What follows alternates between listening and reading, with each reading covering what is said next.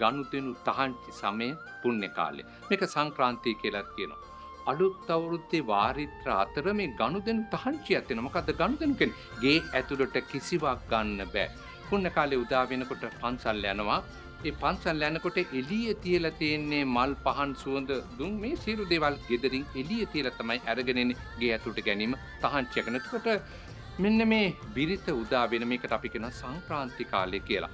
365 දවසක් ගත වෙලා එක අවස්ථාවයි උදා වෙන්නේ ලාංකිකයන් සියලු වැඩපළවල් අත්හරිනවා. ගිදර ලිපගින්දර නිමන්න ඕනේ. ආහාර අනුභවයේ තහංචියක්. වතුර ගන්න එක තහංචියක්. සියලු ක්‍රියාකාරකම් තහංචි වෙලා ඉන්නවා. ආගමික වතාවත්වල යෙදෙනවා. මෙන්න මේ ආගමික වතාවත්වල යෙදීම සහ සියලු වැඩපළවල් අත්හැරීමේ වාරිත්‍රයේ අනුගමනය කළොත් තමයි බක්මහ අලුත් අවුරුදු උදාවීමේ සොම්නස කියන එක බෙදා හදා ගන්න පුළුවන් වෙන්නේ. ඊට හේතුවක් තියෙනවා.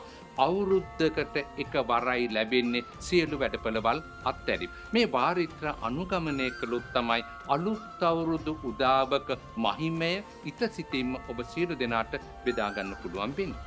අපේ වටිනාකම් සහ අනන්‍යතාවයන් සුරක්ෂා කරමු. සුරක්ෂාවෙන් අධි ආරක්ෂාවට. කෙවිල්ටන්